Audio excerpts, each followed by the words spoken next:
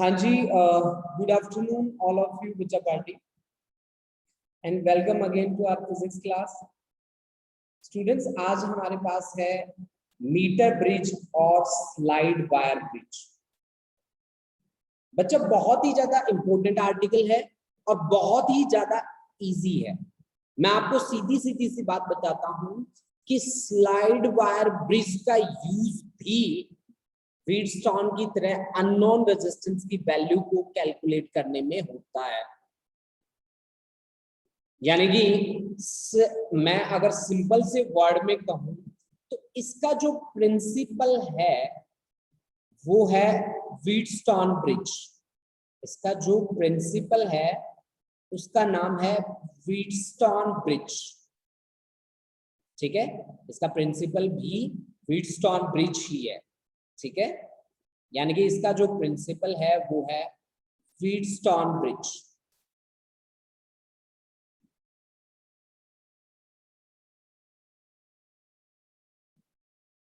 ठीक है,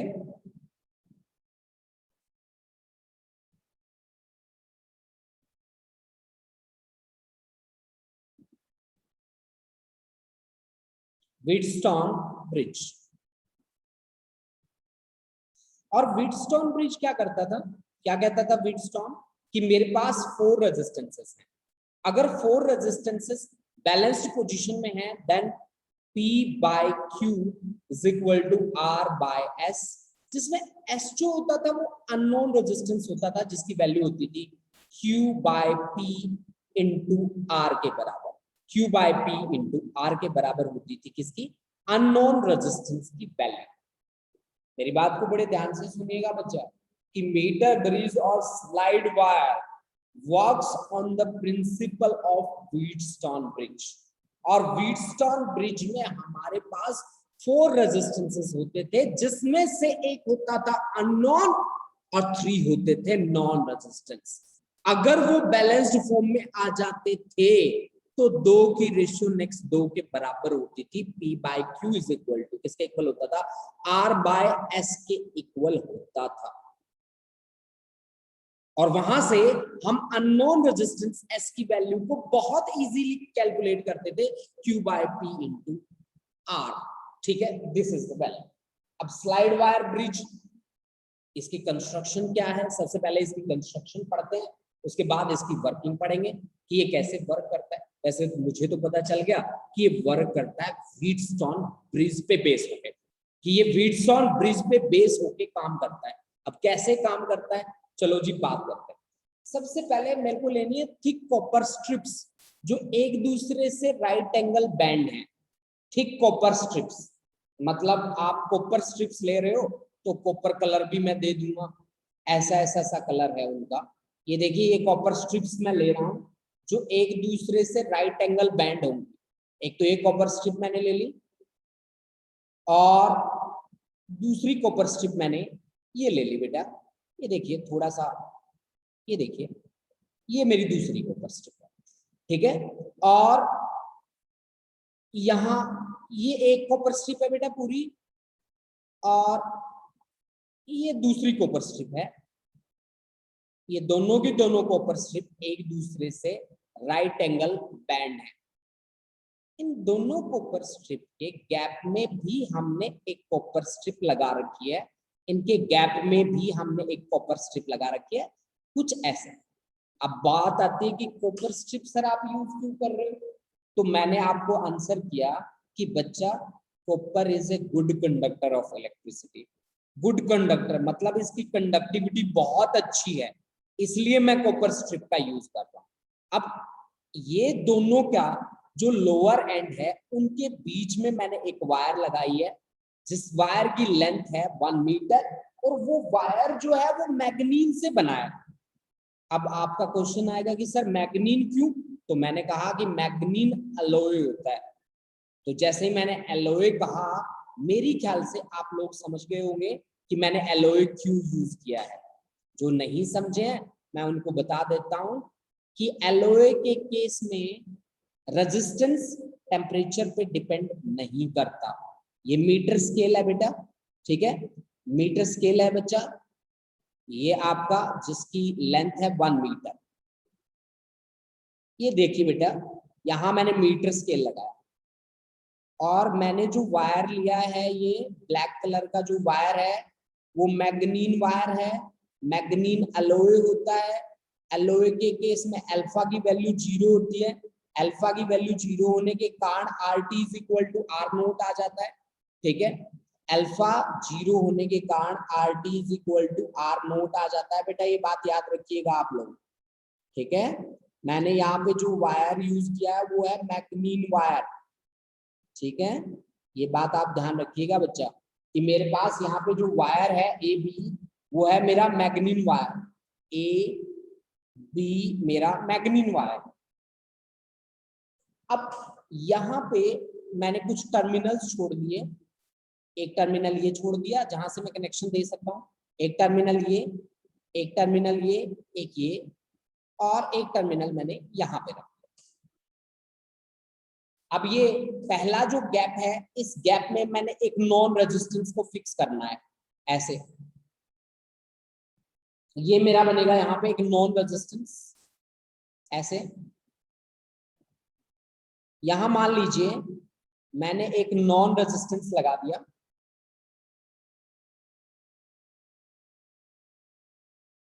जिसकी वैल्यू है आर के बराबर। ठीक है, ये मेरा नॉन रेजिस्टेंस है। यहाँ पे मैं फिक्स कर रहा हूं इस गैप में अननोन रेजिस्टेंस, जिसकी वैल्यू आप लोगों को मेजर करके मुझे बतानी है। ठीक है, ये लो जी, यहाँ मैंने लगा दिया एक अननोन रेजिस्टेंस। उस रेजिस्टेंस को मैं बोल देता हूँ एस के बराबर। ये मेरा नॉन रेजिस्टेंस है आर, और ये मेरा अननोन रेजिस्टेंस है, इसको मैंने बोल दिया एस के बराबर, अननोन रेजिस्टेंस। और इन दोनों के बीच में जो गैप है, उस गैप में मैं लगाने वाला हूं एक वायर, और उस वायर को अटैच करूंगा मैं किसके साथ? गैल्वेनोमीटर के साथ। ठीक है, गैल्वेनोमीटर के साथ।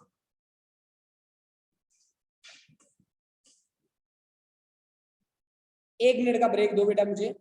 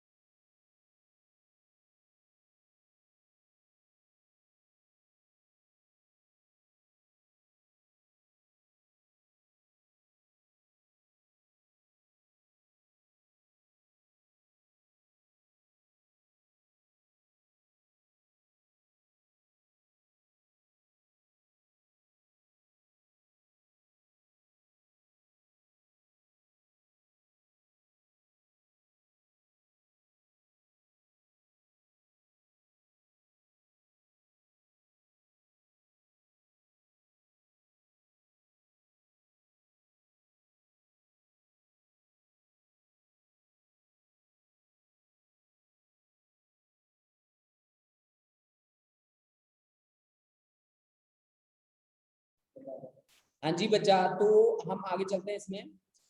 हमने क्या कहा कि AB इज द मैग्नीन वायर और इस वाले गैप में हमने एक गैल्वेनोमीटर अटैच कर रखा है। आप सभी को पता है कि गैल्वेनोमीटर एक सेंसिटिव डिवाइस है जिसका काम क्या होता है, स्मॉल करंट को मेजर करना और डिटेक्ट करना, यही काम होता है ना गैल्वेनोमीटर का।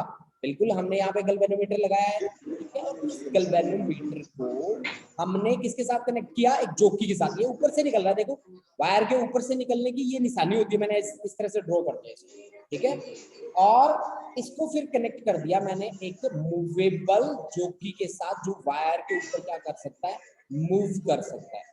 प्लीज जो बच्चा अनम्यूट है अपने आप को म्यूट कर लो बेटा, ठीक है। ये जॉकी है जो मूव कर सकती है इस वायर के ऊपर, this is jockey J that can slide on the wire AB, ठीक है ना। ये है आपकी जॉकी जे जो स्लाइड कर सकती है इस वायर के ऊपर। देखो बच्चा यहाँ पे सारी बातें लिख लो कि ये कॉपर स्ट्रिप्स हैं, ये थिक कॉपर स्ट्रिप्स हैं, थिक कॉपर स्ट्रिप्स हैं। देखो बेटा, कॉपर का यूज हम तभी करते हैं जब हमें कंडक्टिविटी सुपर चाहिए, ठीक है ना। तो कंडक्टिविटी अगर सुपर चाहिए तो आप कॉपर का यूज करते हो। तो AB मैग्नीन वायर है, मैग्नीन का मतलब है ये एलॉय है। एलॉय का मतलब क्या होता है कि ये RT resistance at T degree Celsius is equal to resistance at 0 degree Celsius. यहाँ पे टेम्परेचर का रेजिस्टेंस पे इफेक्ट नहीं होता इस केस में। यहाँ पे ये आपका R जो है वो नॉन रेजिस्टेंस है, ये नॉन रेजिस्टेंस है, और S जो है ना बेटा वो आपका अननोन रेजिस्टेंस है, this is unknown resistance. Clear है मेरी बात? यहां तक बात समझ में आई भाई सभी को? एक बार प्लीज बता दे मेरे को फटाफट से, थम्स अप दिखा दो मेरे को, फटाफट से दिखा दो। यहां तक बात क्लियर है क्या? थम्स अप दिखाओ बेटा फटाफट से। चलो चलो ठीक है जी, ठीक है, मतलब लगभग बच्चों को क्लियर है, ठीक है। अब आगे बढ़ते हैं। देखो बेटा, इस चीज का यूज कैसे करना है, ठीक है, कि हमने काम कैसे करना है इसके साथ। अब देखो, आपके पास जो वायर है AB, उसका रेजिस्टेंस निकाल लो कंप्लीट का कि वो कितना रेजिस्टेंस ऑफर करता है। मान लो कि late R small r is equal to resistance per unit length, resistance per unit length. हम मान लेते हैं कि स्मॉल r जो है वो इस वायर का रेजिस्टेंस पर यूनिट लेंथ है, जो फिक्स होगा, 100% श्योर है, इसकी वैल्यू फिक्स होगी। अब हम क्या करते हैं कि इसमें से करंट का फ्लो कराते हैं, इसमें से करंट का फ्लो कराते हैं। कैसे? ये लो जी, अभी इसके कनेक्शन कर देता हूं ऐसे, और इस तरह से इसके कनेक्शंस कर रहा हूं मैं, बैटरी जोड़ रहा हूं, बैटरी जोड़ते ही करंट फ्लो करेगा इसमें। ये देखो भाई, ये मैंने यहाँ पे जोड़ दी एक बैटरी,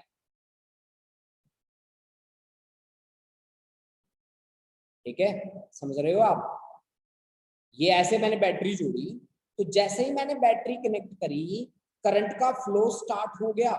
अब करंट जैसे ही A से लेकर B तक फ्लो करेगा, जो कि इसके साथ कनेक्ट है, तो जो कि से जुड़ा हुआ है गैल्वेनोमीटर, तो गैल्वेनोमीटर में डिफ्लेक्शन आएगी आएगी, 100% श्योर है ये बात। अब इस जोकी को मूव करो आगे पीछे, इधर उधर मूव करो, इधर मूव कर लो चाहे उधर मूव कर लो, ठीक है ना। जब आप इधर उधर मूव करेंगे इसको, तब एक पॉइंट पे जाके गैल्वेनोमीटर अपनी डिफ्लेक्शन को क्या कर देगा, बंद कर देगा, यानी कि गैल्वेनोमीटर में डिफ्लेक्शन रुक जाएगी। अब जिस सिचुएशन में गैल्वेनोमीटर में डिफ्लेक्शन स्टॉप हो जाएगी, उसको हम क्या बोलते हैं, बैलेंस्ड पोजीशन, बैलेंस्ड पोजीशन, ठीक है। यानी कि आपने क्या करना है कि जैसे ही करंट का फ्लो हुआ, वैसे ही स्टार्ट कर देना आपने, स्टार्ट मूविंग जो कि J on wire AB, on wire AB, यानी कि जो कि जे को मूव करना स्टार्ट कर दो वायर AB पे। अब now at one point galvanometer stops showing deflection, stops showing deflection, deflection। अब एक पॉइंट पे आगे गैल्वेनोमीटर डिफ्लेक्शन शो करना बंद कर देगा, उसको हम क्या बोलते हैं, उसको हम बोलते हैं बैलेंस्ड पोजीशन। उसको हम क्या बोलते हैं बेटा, बैलेंस्ड पोजीशन बोलते हैं ना बच्चा, उसको बैलेंस्ड पोजीशन। अब बैलेंस्ड पोजीशन पे क्या होता है, P by Q is equal to R by S होता है ना। अब P का तो मुझे पता नहीं, तो मैं क्या कर रहा हूं कि लेट AJ को तो मैं मेजर कर ही सकता हूं, AJ is equal to L, तो फिर मेरा BJ कितना हो गया, BJ हो गया मेरा 100 माइनस L सेंटीमीटर। सही बात है कि नहीं, बिल्कुल सही बात है, 100 माइनस L सेंटीमीटर, ठीक है ना, 100 minus L centimetre. And let resistance between A and J is equal to P, मान लेते हैं कि let resistance between A and J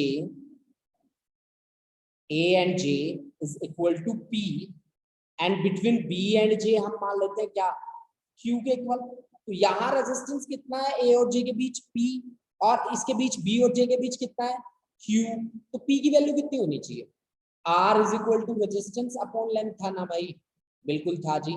तो R इज इक्वल टू, अगर मैं रेजिस्टेंस ले लूं P, तो लेंथ कितनी लेनी पड़ेगी, AJ के बराबर, और AJ की वैल्यू कितनी मानी हमने, L के बराबर। तो P रेजिस्टेंस की वैल्यू कितनी हुई, R इंटू L के बराबर। इसी तरह से अगर मैं R is equal to P की जगह पे Q लेता, तो मुझे लेंथ लेनी पड़ती BJ, और BJ की वैल्यू होती मेरी कितनी, 100 माइनस L, 100 माइनस L के बराबर, ठीक है ना, 100 माइनस L के बराबर। तो यहां से Q की वैल्यू कितनी बन रही है बेटा, Q की वैल्यू बन रही है बच्चा R इंटू 100 माइनस L, है ना। तो P की वैल्यू भी आ गई, Q की वैल्यू भी आ गई, according to Wheatstone bridge, according to Wheatstone bridge, Wheatstone bridge, Wheatstone bridge मुझे क्या कहता है, व्हीटस्टोन कहता है कि P by Q is equal to R by S, है ना। तो S इज इक्वल टू कितना बना, Q by P into R, तो Q की वैल्यू कितनी है 100 माइनस L डिवाइड बाय इसकी L इंटू R, इसके साथ भी मल्टीप्लाई था आपका स्मॉल r, इंटू क्या आ जाएगा बेटा कैपिटल R, स्मॉल r से स्मॉल r गया, तो आपके पास S की वैल्यू ऊपर लिख रहा हूं बेटा, देख लो 100 minus L upon L into क्या capital R, this is the value of unknown resistance. ये अननोन रेजिस्टेंस की क्या आ गई बेटा, वैल्यू आ गई, प्लीज नोट इट डाउन, ठीक है। और मुझे बता दीजिए कि इसमें कोई डाउट आया आपका कि नहीं आया, अगर नहीं आया तो मैं सीधा न्यूमेरिकल पे जा रहा हूं बेटा, ठीक है। तो फिर हम न्यूमेरिकल स्टार्ट करते हैं सीधे, ठीक है। हाँ जी, फटाफट से बता दो बेटा मेरे को कि कितने बच्चों को डाउट आए हैं यहाँ पे, क्लियर है अमरवीर, वेरी गुड, बहुत बढ़िया।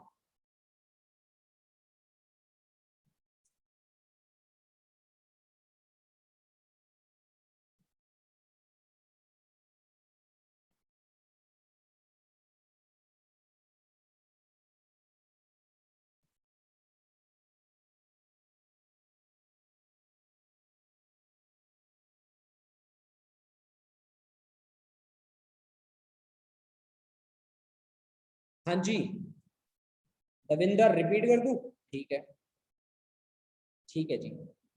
देखो बेटा मैं एक बार रिपीट कर देता हूँ सभी बच्चों के लिए, जितने भी बच्चे हैं यहाँ पे प्लीज देखते जाना आप लोग। देखो बच्चा, मीटर ब्रिज और slide wire bridge basically Wheatstone bridge को फॉलो करता है, और व्हीटस्टोन ब्रिज आपको पता है क्या कहता है, P by Q is equal to R by S कहता है ना। तो S होता है अननोन रेजिस्टेंस, अननोन रेजिस्टेंस की वैल्यू वो निकाल लेता है Q by P into R का, वही चीजें हमें यहाँ पे फॉलो करनी, बट फॉलो कैसे करनी है, चलो देखो। इसके लिए मैं दो स्ट्रिप लेता हूं, एक ये वाली स्ट्रिप और दूसरी ये वाली स्ट्रिप कॉपर की बनी हुई है, राइट एंगल बैंड है, इन दोनों के गैप में भी एक कॉपर स्ट्रिप लगाता हूं, ठीक है। और इसके लोअर एंड पे एक AB वायर का यूज करता हूं जो मैग्नीन की बनी हुई है, जिसकी लेंथ है 1 मीटर। मैग्नीन एलोय होता है, एलोय मैंने इसलिए लिया है ताकि टेम्परेचर का कोई इफेक्ट ना हो इसके रेजिस्टेंस पे, क्लियर, ठीक है जी। कॉपर मैंने इसलिए लिया है कि उसकी कंडक्टिविटी बहुत अच्छी होती है। अब दोनों राइट एंगल बैंड हैं, तो इनके एक गैप में नॉन रेजिस्टेंस लगाया मैंने, एक में मैंने अननोन रेजिस्टेंस लगाया, इस गैप को, बीच वाले गैप को गैल्वेनोमीटर से कनेक्ट किया और गैल्वेनोमीटर को कनेक्ट किया एक मूवेबल जोकी से, मूवेबल जोकी। यहाँ पे ऐसी जोकी लगा रखी है हमने जो मूवेबल, ठीक है ना बेटा, जो मूवेबल है। ये जोकी जो है वो मूव कर सकती है, इधर भी मूव करवा सकते हैं, उधर भी हम मूव करवा सकते हैं इसको, ठीक है बेटा, क्लियर है ये बात? हाँ जी। अब देखो बच्चा, इसका जो लोअर एंड है ए बी, इसको मैंने एक बैटरी से कनेक्ट किया और जैसे ही मैंने बैटरी से कनेक्ट किया करंट फ्लो होना शुरू हो गया। अब जो कि इस वायर के साथ जुड़ी हुई थी ए बी के साथ, तो गैल्वेनोमीटर ने मेरे को डिफ्लेक्शन शो करा। अब मैंने क्या किया, इसको मूव किया, तब तक मूव किया जब तक कि मेरे पास बैलेंस्ड पोजीशन ना आ जाए। यहाँ जे पे आगे मान लो बैलेंस हो गया, गैल्वेनोमीटर कोई डिफ्लेक्शन शो नहीं कर रहा, तो मैंने कहा ए और जे के बीच रेजिस्टेंस मैंने मान लिया पी, बी और जे के बीच मान लिया मैंने क्यू, और मैंने पूरी वायर का जो रेजिस्टेंस है वो है आर इंटू, मतलब लेंथ इसकी एल है तो एल है, ये इतना रेजिस्टेंस है। अब मैंने लेंथ एक बार ली एजे के इक्वल, जो स्मॉल एल के बराबर थी, तो ये रेजिस्टेंस मैंने मान रखा था पी के बराबर। एक बार मैंने लेंथ ली 100 माइनस एल, तो उस सिचुएशन में मेरा रेजिस्टेंस था क्यू।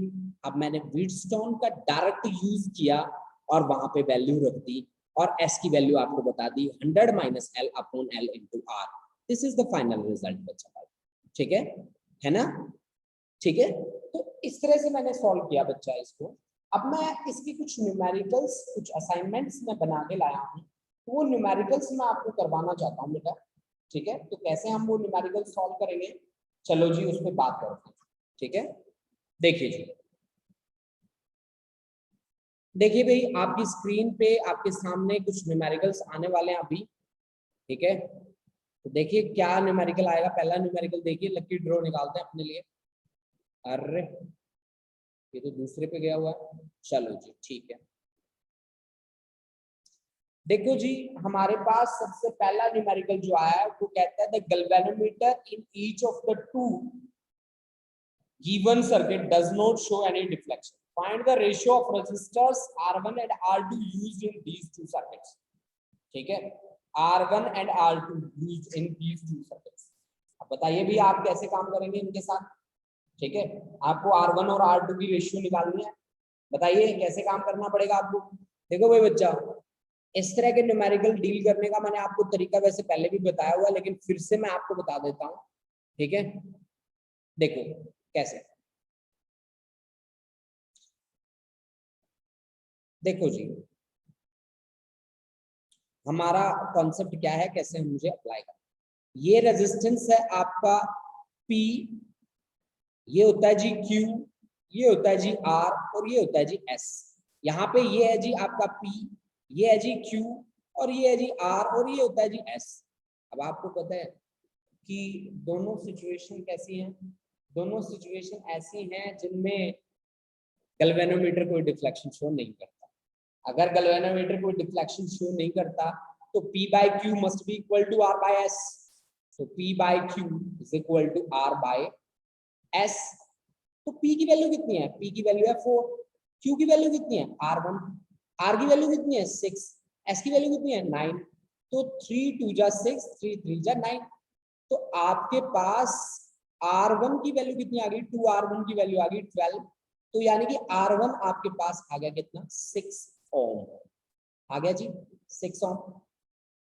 इसी तरह से दूसरी कंडीशन की अगर मैं बात करूं तो P by Q, P by Q यानी कि 6 by 12 that is equal to R by S यानी कि R2 by कितना 8, यानी कि R2 इज इक्वल टू कितना बना 6 into 8 डिवाइड बाय 12।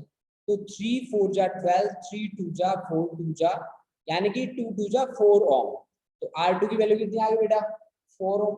आपको क्या चाहिए R1 एंड R2 की रेशियो, तो R1 डिवाइड बाय R2 कितना आया 6 by 4 यानी कि 3 by 2 यानी कि 3:2। This is the final answer I think, ठीक है? तो ये आपके पास क्या आ गया बेटा, फाइनल आंसर आ गया, ठीक है? बावजूद ने आंसर भेज दिया था मेरे को, दविंदर ने आंसर भेज दिया था, इट्स वेरी गुड, बहुत बढ़िया बेटा, बहुत बढ़िया। हाँ जी, ये न्यूमेरिकल सभी को समझ में आया बेटा? फटाफट से बताओ मेरे को बच्चों, फटाफट से बता दो बेटा। हाँ जी, बहुत ही इजी न्यूमेरिकल आज मैं करवाऊंगा आपको, तो आप है ना साथ साथ देखते रहना बहुत ही अच्छे तरीके से। वंशिका, भवजोत, महक, अंशु, निशांत, अमरवीर और खुशदीप, दविंदर, बहुत इजी था दविंदर कह रहा है, बहुत बढ़िया है बेटा ये तो बात फिर आपकी। चलो जी नेक्स्ट पे चलते हैं। बहुत ज्यादा न्यूमेरिकल नहीं लेके आया मैं आज की क्लास के लिए, बड़े सिलेक्टेड से न्यूमेरिकल लेके आया हूँ और बहुत ही इजी न्यूमेरिकल्स लेके आया हूँ। बड़ी बात ये है कि इजी बहुत है न्यूमेरिकल्स, ठीक है। हाँ जी सुखलीन, बिल्कुल इजी था बेटा। देखो बच्चा, calculate the current drawn from the battery by the network of resistances shown in figure. देखो भाई कैसे करोगे काम। देखो जैसे ही मैंने 5 रेजिस्टेंस देखे ना, मेरा दिमाग ठनक गया। मैंने 1 2 3 4 5 रेजिस्टेंसेस देखे। अब 5 रेजिस्टेंसेस जब भी मैं देखता हूं ना, मोस्ट कॉमनली मैं ये बात कहता हूं कि व्हीटस्टोन अप्लाई करके देख लो। अगर व्हीटस्टोन अप्लाई हो रहा है तो क्या पता बात बन ही जाए। सही बात है कि नहीं है? बिल्कुल सही बात है, ठीक है ना। तो यहाँ पे रेजिस्टेंस आपका ये आपका रेजिस्टेंस ले लो P, ये ले लो Q, ये ले लो आपका R, ये आपका ले लो S। सही है क्या? है ना। तो इन चारों को अरेंज कर दो। कैसे अरेंज करोगे? व्हीटस्टोन की तरह। ये लो जी व्हीटस्टोन बना देंगे अभी आपके सामने, ठीक है ना, बिल्कुल बना देंगे जी। ये देखो जी 4 रेजिस्टेंस है आपके A टर्मिनल से C टर्मिनल के बीच में, A और C के बीच में, और 4 वोल्ट की बैटरी लगी है। तो ये देखो जी ऐसे मैं आपको 4 वोल्ट की बैटरी लगी है यहाँ पे, ऐसे मैं 4 वोल्ट की बैटरी लगा देता हूँ, ठीक है। ये देखो जी यहाँ पे लगा दी हम लोगों ने 4 वोल्ट की बैटरी, ऐसे, ये प्लस ये माइनस, ये हमारे पास है बेटा 4 वोल्ट की बैटरी। ये टर्मिनल है बच्चा A और ये लास्ट वाला टर्मिनल C, ठीक है। और A से लेकर B तक ये रेजिस्टेंस है आपका P, ठीक है, और P की वैल्यू है 1 ओम। और ये रेजिस्टेंस है आपका Q, ठीक है, और Q B और C के बीच में है, तो B और C के बीच में है Q। और यहाँ पे लगा बेटा R, ठीक है, और यहाँ पे लगा है बच्चा आपका S, ठीक है।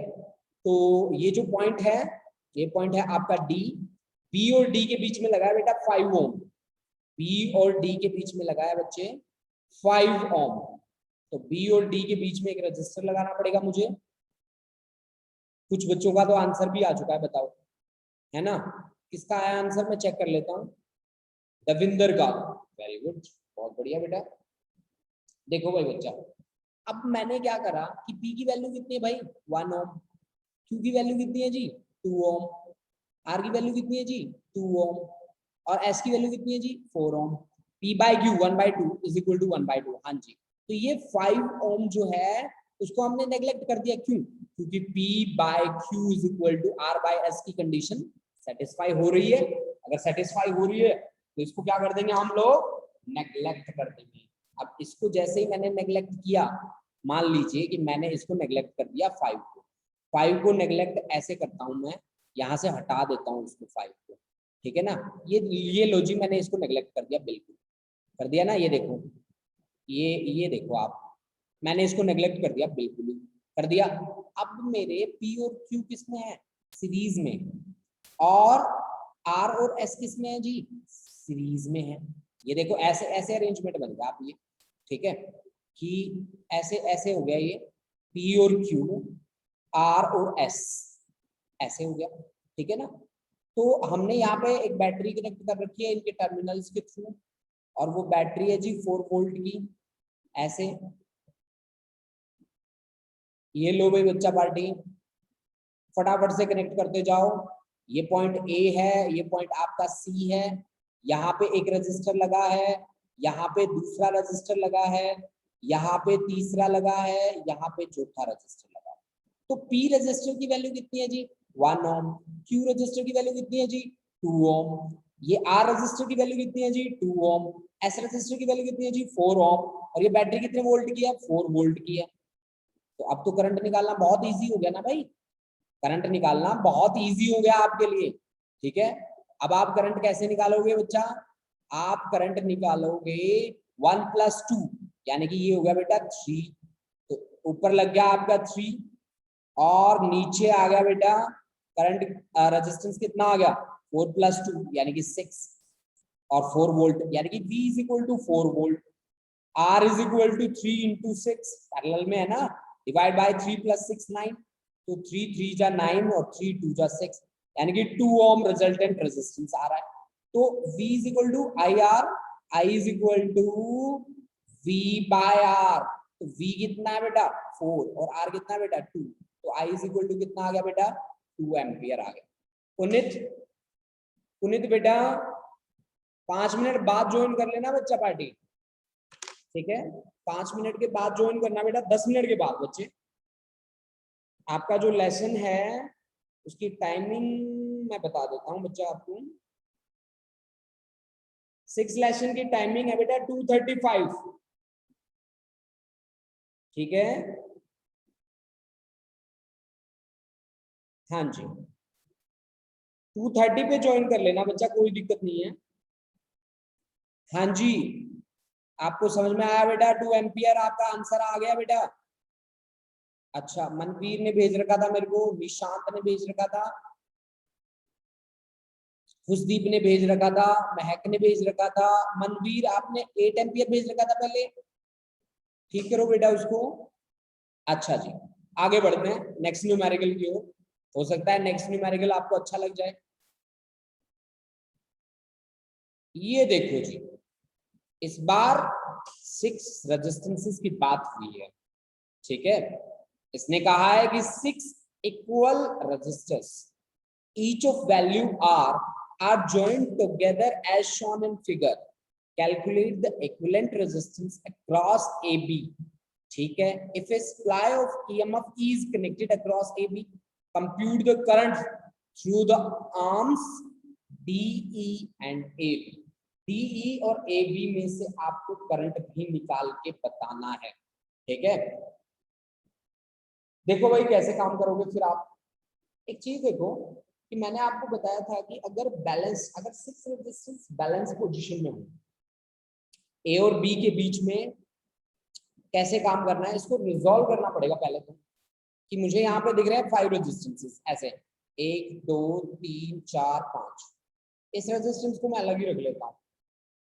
मतलब कैसे काम कर सकता हूँ फिर मैं ऐसे काम कर सकता हूँ भाई, एक तो मैं इसका व्हीटस्टोन बना दूंगा क्योंकि P/Q = R/S, तो 4 रेजिस्टेंस बैलेंस 5 रेजिस्टेंस बैलेंस कर रहे हैं, ठीक है तो 5वां इनके बीच में लगा देते हैं ऐसे, ठीक है जी ऐसे ऐसे ऐसे यूज कर लेते हैं थोड़ा सा, मुझे ड्राइंग और एक्स्ट्रा करनी पड़ेगी थोड़ी सी, ठीक है यहाँ जगह बनानी पड़ेगी मेरे को, ठीक है कोई बात नहीं घर की बात है अपनी, बना लेते हैं जगह।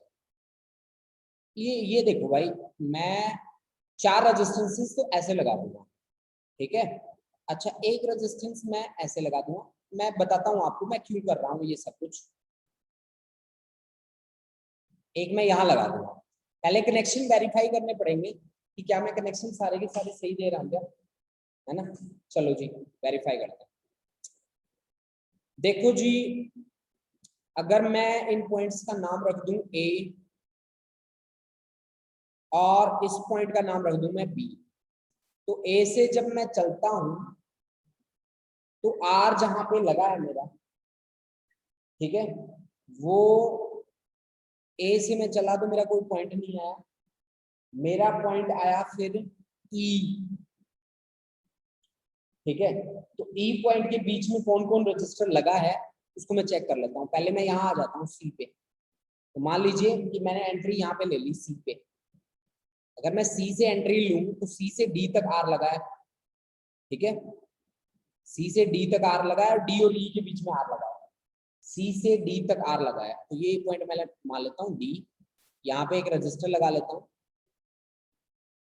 आर, ठीक है आर, उसके बाद देखो जी, उसके बाद सी और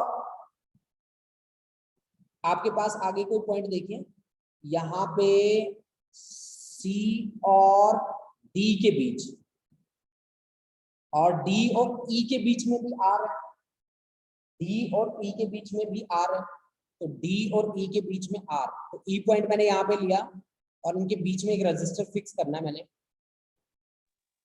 मतलब ये व्हीटस्टोन तो फॉर्म कर ही कर रहा है, 100% श्योर है, बट छठे का कनेक्शन आपने देख लेना है। ये आपका हो गया आर, ठीक है। अब ये पॉइंट मैं ले लेता हूं आपका यहाँ पे एफ, डी और एफ के बीच में एक रजिस्टर है, हाँ जी। ई और एफ के बीच में एक रजिस्टर है, हाँ जी। सी और ए के बीच में एक रजिस्टर है, सी और ई के बीच में एक रजिस्टर। देखिए भाई, सी और ई के बीच में, सी और ई के बीच में एक रजिस्टर है क्या? रजिस्टर तो है बट डी से होके जाता है वो, है ना। तो मैं फिर इस एक रजिस्टर जो मेरा है बाकी, उसको मैं लगा लेता हूं यहाँ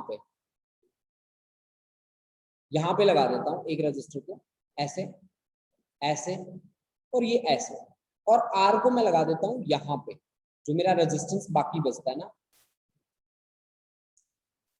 ठीक है।